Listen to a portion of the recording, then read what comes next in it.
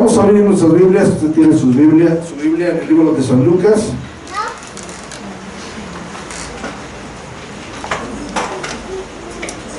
Ya huele a Navidad, ¿verdad? Ya estamos prácticamente en la Navidad. Gracias a Dios por ello, ¿no? Porque Dios es bueno y porque recordamos el sacrificio de Jesús al venir aquí en la tierra como forma de hombre, ¿verdad? En forma de hombre. Y vamos a leer el versículo, el capítulo 2, versos 39 y 40, por favor. Amén. San Lucas, ahorita estábamos cantando a través de la melodía última, quiero conocer a Jesús. Y nosotros somos gente de Jesús. Quisiéramos hacer todo lo que Jesús hizo. Y bueno, quiero enseñarles brevemente hoy acerca de el crecimiento que Jesús tenía y que nosotros también debemos tener. Dice Lucas capítulo 2, versos 39 y 40. Después de haber cumplido con todo lo prescrito en la ley del Señor, volvieron a Galilea, a su ciudad de Nazaret, y el niño crecía y se fortalecía, y se llenaba de sabiduría, y la gracia de Dios era sobre él. ¿Qué es lo que había sobre él? La gracia de Dios. Luego en el verso 52 dice, Jesús crecía en sabiduría y en estatura y en gracia para con Dios y los hombres. Jesús crecía en tres áreas, ¿verdad? ¿En qué? Sabiduría, en estatura y en gracia. Y en gracia. La traducción, la nueva traducción viviente dice, Jesús crecía en sabiduría y en estatura y el favor de Dios y de toda la gente. En el favor de Dios y de toda la gente. Este crecimiento que Jesús tenía es un crecimiento integral, ¿verdad? Cuerpo, alma y espíritu. En el cuerpo dice que crecía en estatura, ¿verdad? Si alguien no crece en estatura, no es normal, ¿verdad? O si crece de más también no es normal. Hay una estatura promedio, ¿verdad? A la que tenemos que llegar. Y bueno, en el Señor también hay una estatura como cuerpo de Cristo. ¿Cuál es la estatura? La estatura del varón perfecto, Cristo Jesús. Pero también dice que crecía en sabiduría. En sabiduría. La sabiduría es el conocimiento de Dios. ¿Amén? El conocimiento. Y la palabra de Dios nos dice que debemos de crecer en conocimiento. Todos los días podemos conocer más y más. Y quiero decirle y asegurarle que nunca terminaremos de conocer a Dios. Conocemos parte de Dios, pero no en su totalidad. Hay una ilustración de un ciego que llevaron a conocer un elefante. Más bien, 3 ciegos que llevaron a conocer un elefante. Y estos 3 ciegos los pasaron en diferente oportunidad a conocer el elefante. Y el primer ciego, cuando salió, dijo, el elefante es como una pared grande, porque le tocó la barriga, ¿verdad? El segundo ciego dijo, no, el elefante es como una manguera grande, pues, porque le tocó, ¿qué? La trompa. Y el último dijo, no, el elefante es como un árbol porque es un tronco así grande. ¿Qué le tocó? Una pata, ¿verdad? La pregunta es, ¿los ciegos estaban diciendo la verdad o la mentira? ¿Qué estaban diciendo? La verdad. Su verdad. No la verdad absoluta, ¿verdad? Pero estaban diciendo la verdad. Su verdad. Pero esa no era la verdad absoluta. Entonces nosotros a veces hablamos de Dios, pero de lo que hemos conocido. Le hemos conocido como nuestro Salvador, le hemos conocido como nuestro sanador, lo hemos conocido como nuestro protector, y son áreas, pero todavía nos falta conocer mucho más. Lo que podamos decir de Dios no refleja lo que Él es en su totalidad, porque Él es infinito y nosotros somos finitos. Finitos en el sentido de que tenemos un fin. No creen que usted es fino, se está creyendo como que es de la alta. Entonces tenemos que crecer en sabiduría todos los días. Nadie nace sabiendo todo, uno va creciendo. Y la palabra de Dios dice que el pueblo de Dios pereció porque le faltó conocimiento. El conocimiento nos abre muchas puertas, ¿verdad? Conoceréis la verdad y la verdad os hará libres. Pero yo quiero enfocarme hoy en la gracia. Hay una gracia que nos salva, pero hay otro tipo de gracia en el cual Jesús crecía, porque Jesús no necesitaba salvación, ¿verdad? Él era el Hijo de Dios, no cometió pecado. A diferencia de la misma madre de Jesús, María, que dijo: mi espíritu se alegra en Dios, mi Salvador. Como que necesitaba un Salvador ella, ¿verdad? Porque ha mirado la bajeza de su sierva, ella se conocía como pecadora también. Pero Jesús no. Dice la palabra de Dios que Jesús no cometió pecado, no hizo pecado. A veces la gente trata de desvirtuar a Jesús, y por ahí han sacado películas, ¿verdad? Como La Última Tentación de Jesús, El Evangelio de Judas, y cosas así, ¿verdad? Películas que hablan mal de Jesús, que Jesús sí pecó, pero nosotros tenemos que creer lo que la Biblia dice. Y la Biblia dice que Él no cometió pecado. Por nosotros se hizo pecado. Pero hay otra gracia que es favor. El favor. La gracia, dice el diccionario, que es el favor, el beneficio o la benevolencia que se recibe sin ningún tipo de merecimiento, es decir, sin que lo merezcamos. Esa es la gracia. Y nosotros tenemos que crecer en gracia, porque Jesús crecía en la gracia para con Dios, pero también dice para con los hombres. Es difícil a veces entender la gracia cuando no la ha experimentado uno, ¿verdad? Sí. El perdón de pecados es por gracia. Nosotros no podemos hacer nada para comprar la gracia, ¿verdad? Pero es un favor que Dios nos da. Pero cuando hallamos favor delante de la gente también, ¿verdad? Es muy importante, porque es una gracia recibida de parte de Dios. Y hay hombres en la Biblia que hallaron gracia delante de Dios. Uno de ellos fue José. Vamos a ver Génesis capítulo 39, verso 4. Génesis 39, 4. Y dice así: y halló José gracia en sus ojos, y le servía, y él le hizo mayordomo de su casa, y entregó en su poder todo lo que tenía. ¿Delante de quién halló gracia José? De Potifar en este caso, pero también cuando fue llevado a la cárcel, delante del carcelero. Cuando salió de la cárcel, halló gracia delante de Faraón, porque lo hizo segundo. Pero la gracia de Dios estaba sobre José desde antes, ¿verdad? Tenía gracia con su papá, le hizo una túnica de colores, lo distinguió, y Dios le dio también gracia dándole sueños. José se le llama José el soñador. Entonces era una gracia de Dios que los demás no toleraban, ¿verdad? Porque cuando nos tratan bien a algunos, nos dicen: ¿de qué privilegios gozas? Pero nosotros gozamos del privilegio de tener la gracia de Dios, primeramente delante de Dios, pero también delante de los hombres. Y Jesús y José, más bien José es figura de Jesús.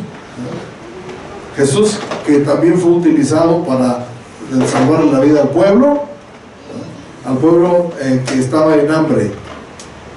Otro personaje que tenía gracia es Esther, una mujer, por cierto, muy bella, que ganó un concurso de belleza, ¿verdad?, para ser la reina. Y en Esther capítulo 2, verso 17 dice así: y el rey amó a Esther más que todas las otras mujeres. ¿Y halló qué? Halló ella gracia y benevolencia delante de él más que todas las demás vírgenes, y puso la corona real en su cabeza y la hizo reina en lugar de Vasti. Esther fue utilizada por Dios para salvarle también la vida al pueblo de Dios, que estaba amenazado de muerte, ¿verdad? El rey quería matar al pueblo, ¿sí? Pero Dios había puesto en Esther una gracia desde antes, porque Mardoqueo, con el que fue creado, le enseñó principios, ¿verdad? Le enseñó principios, le enseñó valores, le enseñó valentía, porque Esther no le tuvo temor al rey, ¿verdad? A las amenazas del rey. Entonces ella tenía una gracia especial, tenía una gracia que Dios le dio, y a través de Esther el pueblo de Dios fue salvo de morir, salvo de morir. Pero ella tuvo que ir a gracia no solamente delante de Dios, sino también delante del rey. Y dice que ella halló gracia o benevolencia más que todas las demás, es decir, algo muy especial, ¿verdad?, en ella. El tercer personaje que podemos encontrar es Jesús mismo, ¿verdad? ¿Cómo se manifestaba la gracia de Dios en Jesús? Vamos a mirar Lucas 4:22. Lucas 4:22, y dice: y todos daban buen testimonio de él, y estaban maravillados de las palabras de gracia que salían de su boca, y decían: ¿no es este el hijo de José? Entonces Jesús tenía una gracia especial. Para empezar, todos daban buen testimonio de él. Yo creo que no se levantó nadie como Jesús, porque dice por ahí que todos tenemos cola que nos pisen, es decir, algo que no hacemos bien. Pero Jesús tenía buen testimonio de todos, pero también dice que se maravillaban de las palabras de gracia que salían de su boca. Hay que tener gracia también para hablar, ¿verdad? No sé qué nos debe pasar lo que aquel programa de esa mujer famosa que dice: que pase el desgraciado.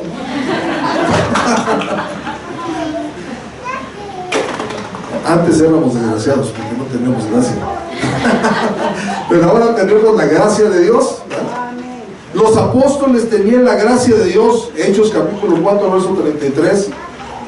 Hechos 4:33 dice: y con gran poder los apóstoles daban testimonio de la resurrección del Señor Jesús, y abundante gracia era sobre todos ellos.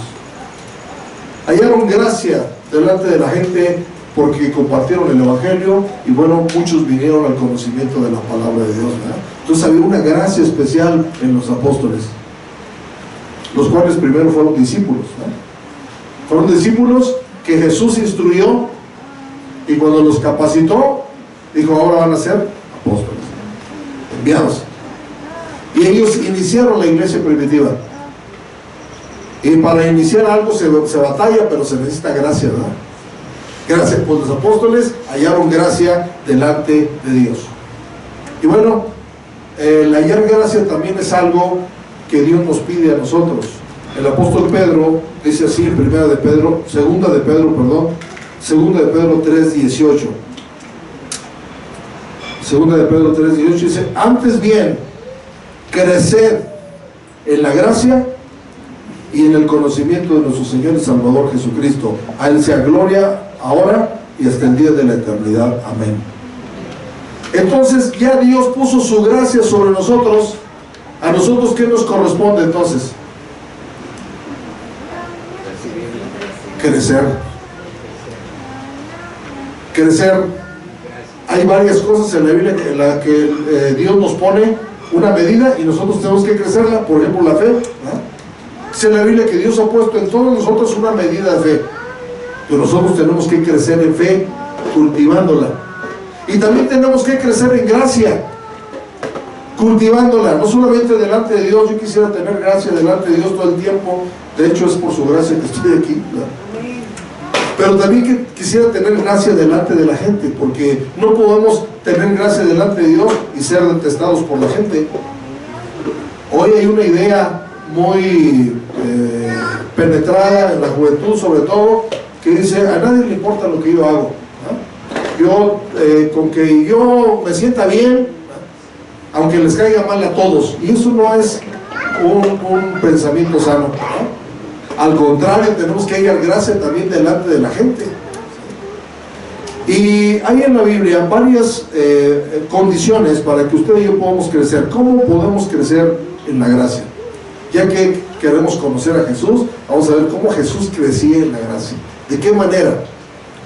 Primeramente, se crece en la gracia obedeciendo. Yo quiero ilustrarlo de una forma práctica, ¿qué es la gracia? No sé si usted es miembro de una familia grande. A ver, mencióneme de cuántos hermanos fueron. ¿Alguien de aquí? Nosotros fuimos 4. ¿Usted, hermana Leti? 8. ¿Alguien fue de una familia más grande de 8? 15 hermanos. 15 hermanos. La hermana era muy productiva, su mamá. Ok. ¿Alguien viene de otra familia de más de 15? Bueno, aquí tenemos un hermano, la hermana María de Jesús, que tuvo 20 hijos. La hermana anciana ya no puede venir porque ya está grande, tiene 90 años, pero bueno, está muy bien todavía y tuvo 20 hijos. ¿Por qué pregunto eso? Porque seguramente, si usted es de una familia grande, usted sabe que siempre el papá y la mamá se inclinan por un hijo, ¿verdad? Aunque el papá y la mamá digan, no, todos son igualitos, todos tienen, los quiero igual. ¿Sí es así? A ver, dígame honestamente, ¿sí es así?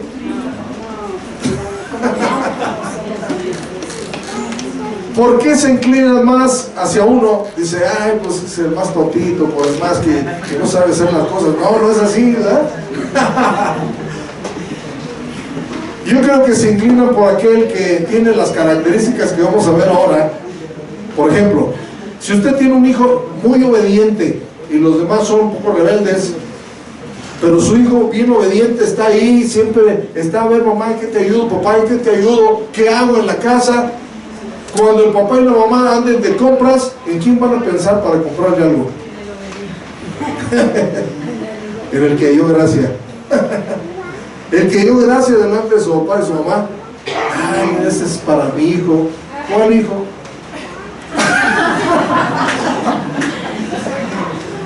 Empiezan a pensar en el hijo obediente. Pues Jesús era obediente. Lucas 3, 21 y 22. Lucas 3, 21 y 22 dice: aconteció que cuando todo el pueblo se bautizaba, también Jesús fue bautizado, y orando el cielo se abrió y descendió el Espíritu Santo sobre él en forma corporal como paloma, y vino una voz del cielo que decía, ¿qué decía? Tú eres mi hijo amado, en ti tengo complacencia. Jesús tenía gracia delante del Padre. ¿Quién no quisiera oír esas palabras del Padre? Tú eres mi hijo amado. En este más moderno, tú eres mi consentido,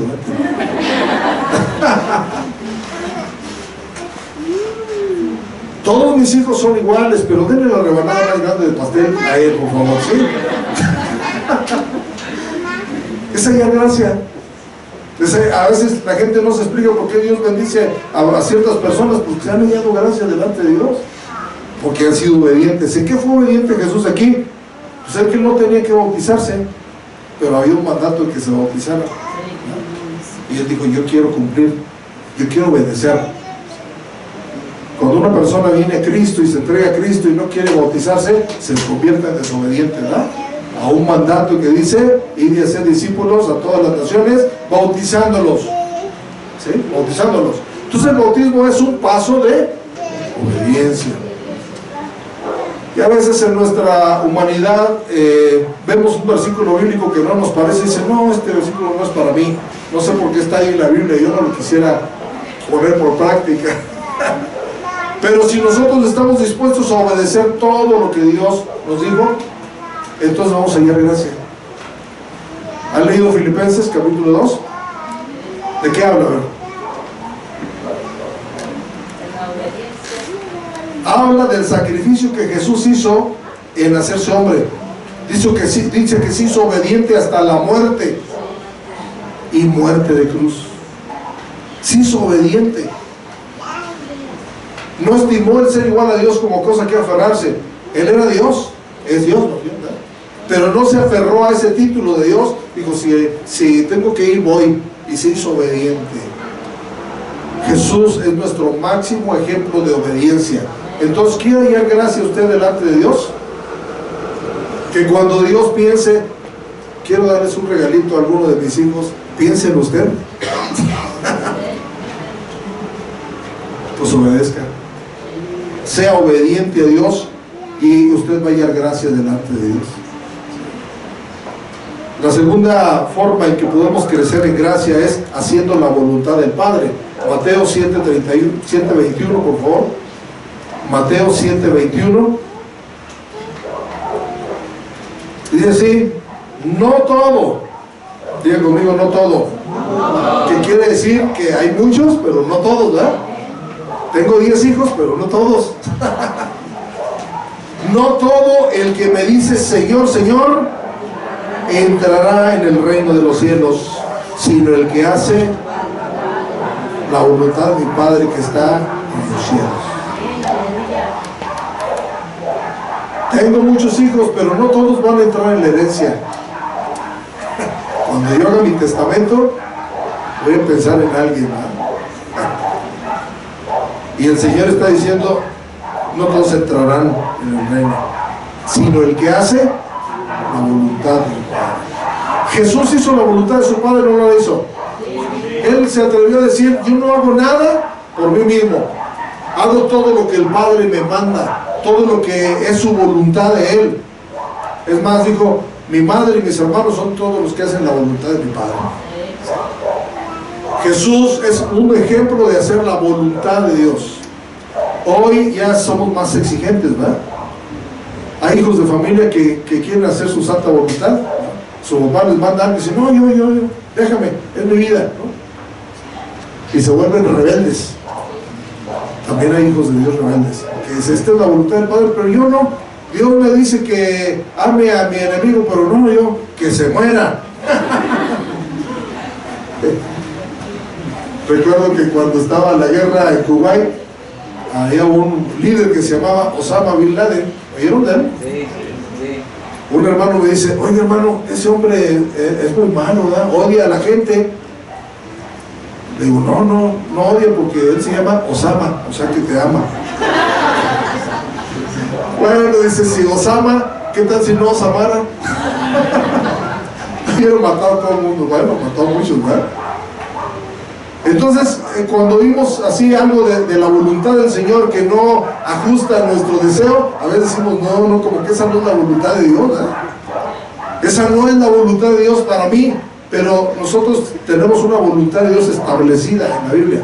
Hay dos tipos de voluntades de Dios: la voluntad permisiva y la voluntad establecida. La voluntad permisiva es cuando Dios permite algo con un propósito. Por ejemplo, permitió que Job fuera probado en todo, ¿sí? Probado en todo.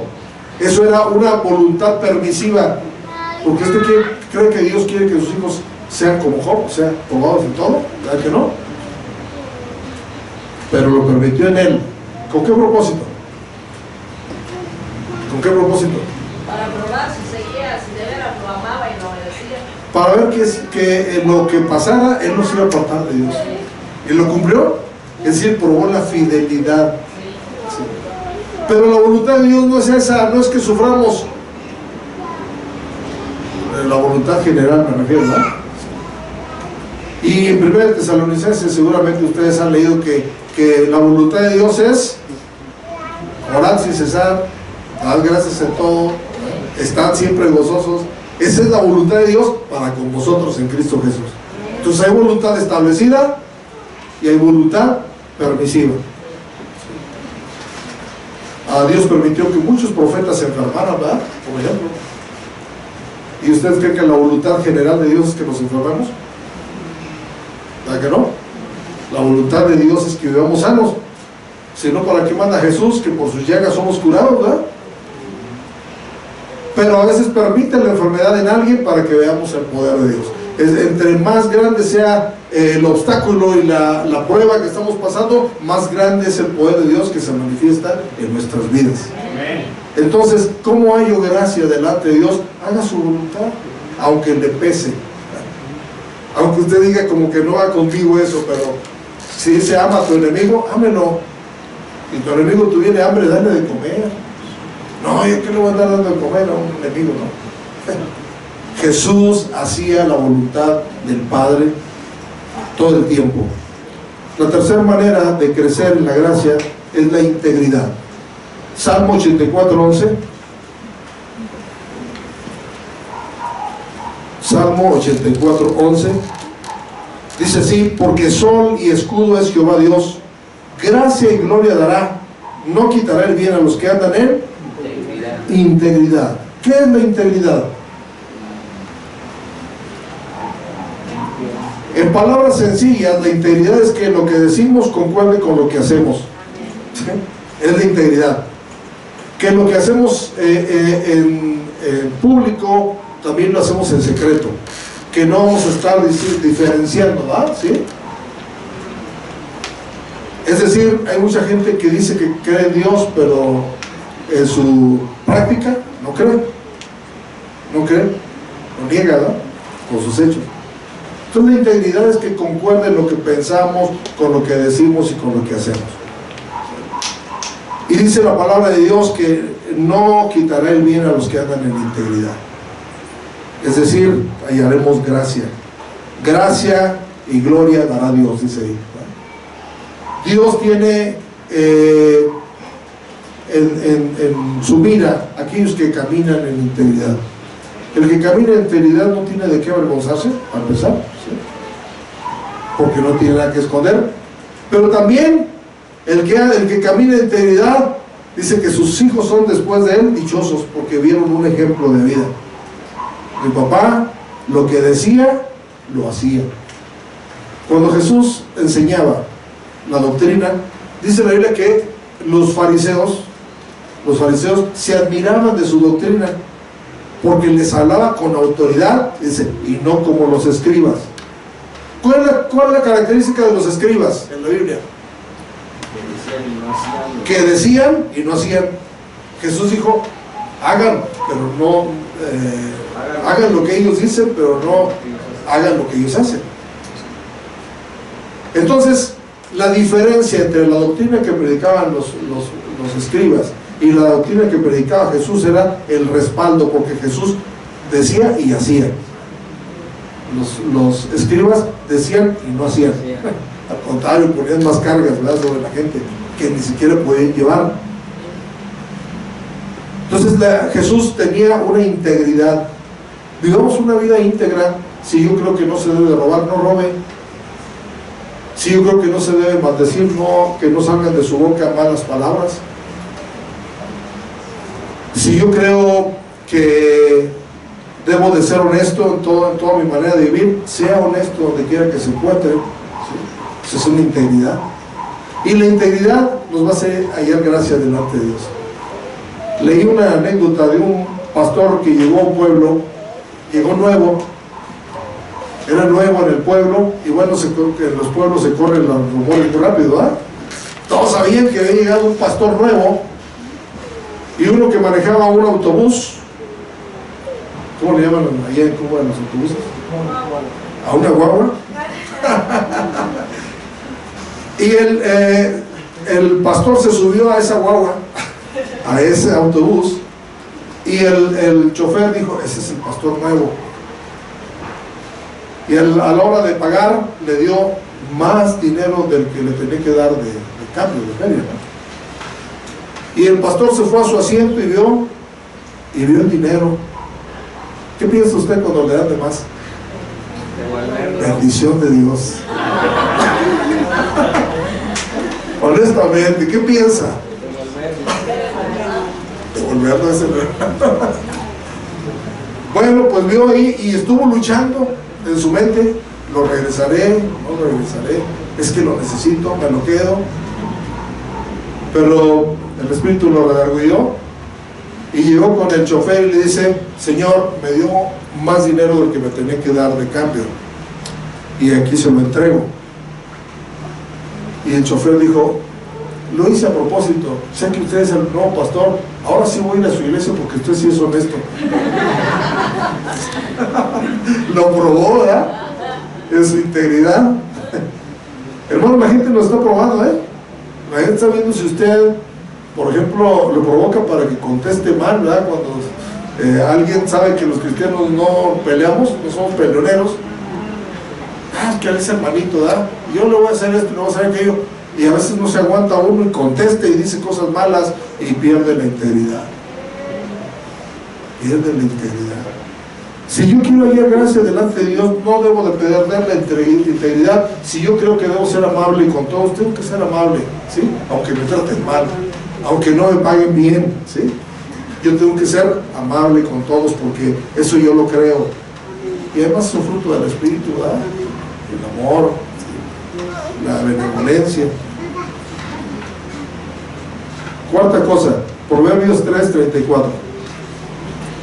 Proverbios 3:34 dice: ciertamente Él escarnecerá a los escarnecedores y a los humildes dará gracia. ¿Qué dará Dios? ¿A quién? A los humildes. ¿De quién se aprende la humildad, hermanos? De Jesús. Jesús dijo: aprended de mí, que soy manso y humilde de corazón, y hallaréis descanso para vuestras almas. Pero hoy en día hay tanta altivez, hermanos. Hay altivez religiosa. ¿Cuántos saben de la altivez religiosa? Yo ya soy perdonado, pero esos pecadores que no se acerquen conmigo, ¿no? Eso es una altivez. Dice la Biblia que Jesús siempre se asoció con los humildes, ¿verdad? Siempre se asoció con los humildes. El hecho de que Dios me dé bendición a mí no me da una categoría más, porque todos valemos igual delante de Dios. ¿Cuántos conocen el mundo militar? Levanten la mano. ¿No solo? Ok, 3. ¿Cuántos saben que en el ejército las personas valen por las insignias que tienen, ¿verdad?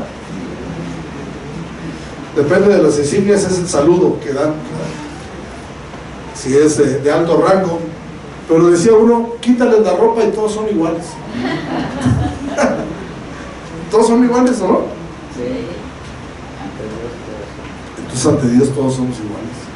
Y todos debemos tratar a los demás como hijos de Dios. Como hijos de Dios. Dice la palabra de Dios que todos los seres humanos están hechos a la imagen de Dios.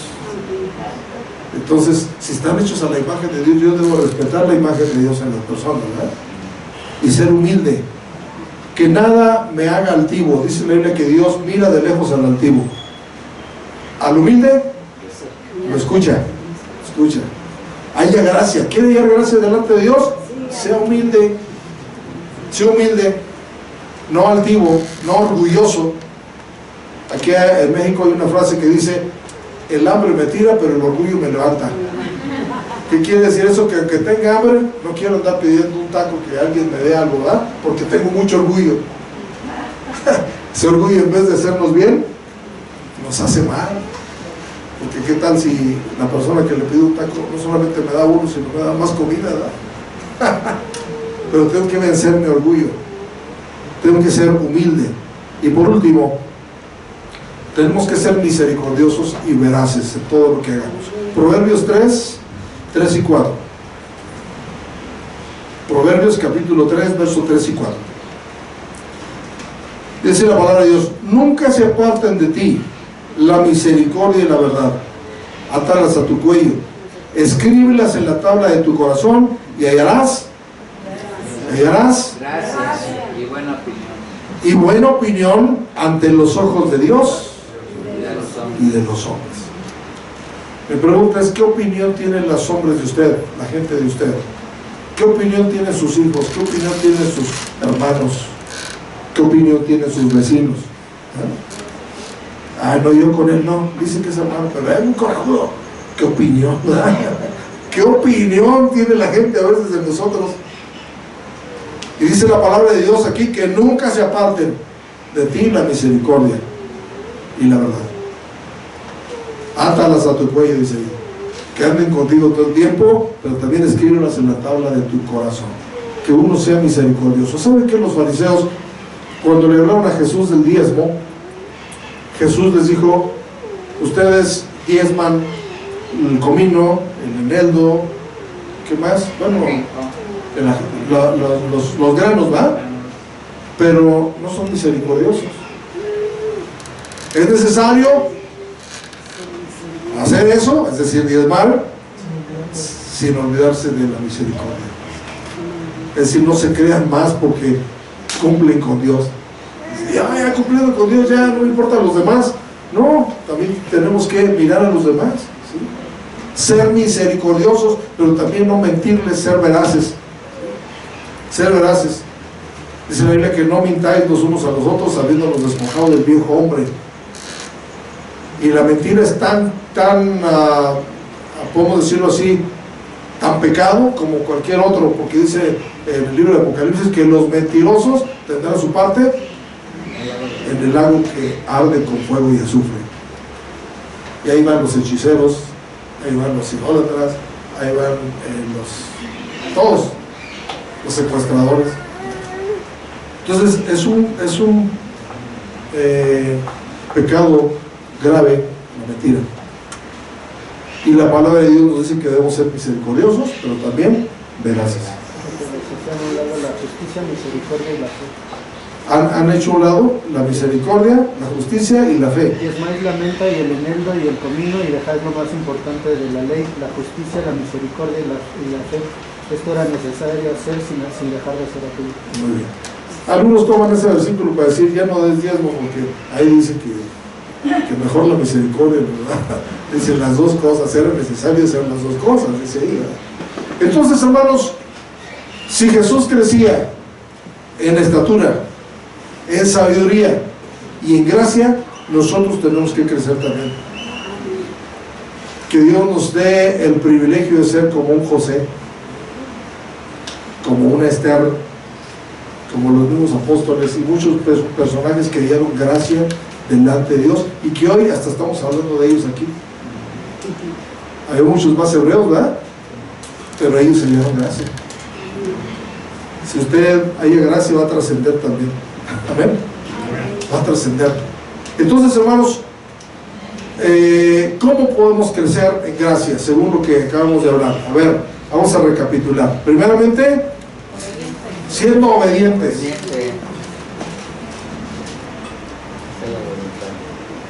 Si usted es hijo de familia, ¿qué tanto obedece a sus papás? Si usted es esposa, ¿qué tanto obedece a su marido? Pero los maridos ya obedecemos de por sí, ¿verdad?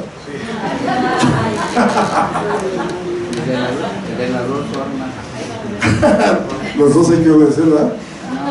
Dicen que hay una estadística de cada 10 hombres, 8 de ellos sufren violencia intrafamiliar, pero 2 obedecen. Yo quiero ser de los que obedecen. También, hermano. La segunda cosa para crecer en gracia, hacer la voluntad del Padre. Hacer la voluntad del Padre, aunque vaya en contra de nuestros deseos humanos, ¿verdad? Ya pocas oraciones se hacen, hoy hágase tu voluntad. Hoy hacen oraciones, Señor, te exijo que me des y que hagas. La tercera forma, integridad. Ahora sí, integridad. ¿Qué quiere decir integridad, hermanos? Decir la verdad. Que lo que hablamos concuerde con lo que hacemos. Que lo que hagamos concuerde con lo que hacemos. Eso es integridad. La cuarta cosa, Humildad. humildad. Dígale a su hermano, yo soy muy humilde. Dígase. No, pues ya la regó, porque la humildad no se dice, se demuestra. Si alguien me dice, es que yo soy muy humilde, a veces se piensa por humildad aquel que tiene una condición de pobre, ¿verdad? ¿Sí? Eso no es humildad, ¿verdad? Es pobreza. La humildad está en la actitud que uno tiene frente a las cosas, ¿verdad? Sí. Y el último, misericordia y verdad. Misericordia y verdad. Todo eso nos va a llevar a hallar gracia delante de Dios y crecer en gracia. Y cuando Dios piense en alguien, pensará en usted. Dios dirá, David halló gracia delante de mí. Voy a bendecir a David. Marco halló gracia delante de mí. Voy a bendecir a Marco. Yo recibo la bendición. Amén, recibo. Pero nosotros tenemos que estar conscientes de que nosotros queremos imitar a Jesús, y parte de imitarlo es crecer en gracia. Crecer en gracia. Y Dios nos va a hacer sobreabundar hasta en el matrimonio, mis amados. ¿Sí? Hasta en el matrimonio. Proverbios 11:16, ¿qué dice? Proverbios 11:16 dice que la mujer agraciada tendrá ¿qué? Honra. Tendrá honra la mujer agraciada. La honra se vive en el matrimonio, ¿verdad? En el libro de Efesios, cuando hay el decálogo de las obligaciones, dice que la mujer debe de honrar al marido, respetarlo, ¿verdad? El hombre debe amar a la mujer. Pero si usted es mujer, hay gracia delante del marido, ¿verdad? Si usted es mujer, haya gracia delante de su marido. Cuando su marido anda en la calle, va a pensar, le voy a llevar este vestidito a mi esposa.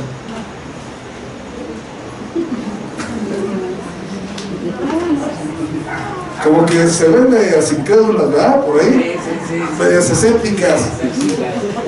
Entonces, si no sucede, a lo mejor no hay dado gracia.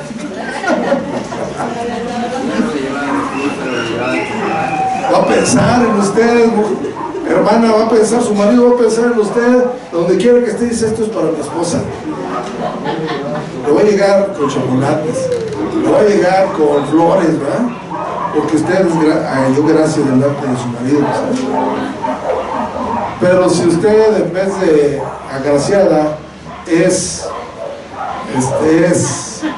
otra cosa, entonces, pues cuando van a pensar en usted, mejor no quiere ni llegar a la casa. Yo por aquí llego, si no te van a reclamar y que van a hacer esto y lo otro. ¿Por qué llegas hasta ahora? La experiencia habla. Ya pasó. ¿Cuántos quieren crecer en gracia? Si usted quiere crecer en gracia, póngase en pie. Y hoy, en estos días que recordamos a Jesús, su nacimiento y todo eso, también recordemos sus enseñanzas, ¿verdad? Amén. Recordemos sus enseñanzas. Dígale, Señor, yo quiero crecer en gracia, pero también quiero crecer en buena opinión. ¿Qué opinión tendría Dios de usted hoy en este día? ¿Qué opinión tiene su familia? ¿Qué opinión tienen nuestros hermanos en la fe? Yo voy a pedir por favor que, cerrando nuestros ojos, pensemos en eso. Yo creo que cada quien se conoce a sí mismo. Yo no vivo con ustedes, no sé cómo son en lo privado, en lo familiar, ahí. Pero hoy el Señor nos dice que debemos de crecer en estatura, en sabiduría, pero más en gracia. Más en gracia, ¿amén? Delante de Dios primeramente, pero también delante de los hombres. Padre, gracias por esta palabra que hoy pude compartir. Yo te pido por cada uno de mis hermanos que la ha escuchado, y te pido que haya hecho un efecto en su vida, Señor. Sabemos, Padre Celestial, que encontramos muchos ejemplos de personas que dieron gracia delante de ti, y tú los usaste de una forma extraordinaria. Tú les diste bendición de una forma extraordinaria. Queremos hallar gracia delante de ti. Danos gracia en nuestro trabajo, danos gracia en nuestra familia, Padre. Dame gracia delante de mi esposa, de mis hijos. Danos gracia delante de nuestros vecinos y, Padre, gente que conocemos. Danos gracia delante de la gente con la que trabajamos, en el nombre de Jesús. Danos gracia delante de las autoridades, inclusive, Padre Celestial. Y que, Padre, esta gracia se manifieste en bienestar para cada uno de mis hermanos. Yo bendigo cada persona aquí presente y te pido, Padre, que el hecho de venir a escuchar tu palabra encuentre en ellos, Padre Celestial, una forma de poder crecer a través de escuchar tu palabra. Te pido, Padre Celestial, en el nombre de Jesús, que esa gracia sobreabunde, gracia sobre nuestra vida, en el nombre que es sobre todo nombre, el nombre de Jesús. Ahora dígaselo usted al Señor: dame gracias, Señor, yo quiero tener tu gracia, ayúdame a crecer en esa gracia, hazme obediente. Lo que le haga falta de lo que Dios haya hablado a su vida, si le hace falta humildad, si le hace falta obediencia, si le hace falta ajustarse a la voluntad del Padre, si le hace falta integridad, que a veces no concuerda lo que decimos con lo que hacemos, si le hace falta misericordia para la gente que le rodea y hablar con la verdad, dígale: Señor, ayúdame a cumplir eso, Señor, para hallar gracia delante de ti, Señor. Me pongo en tus manos, Señor, y que mi vida cristiana vaya creciendo en gracia, en el nombre de Cristo Jesús. Amén. Amén.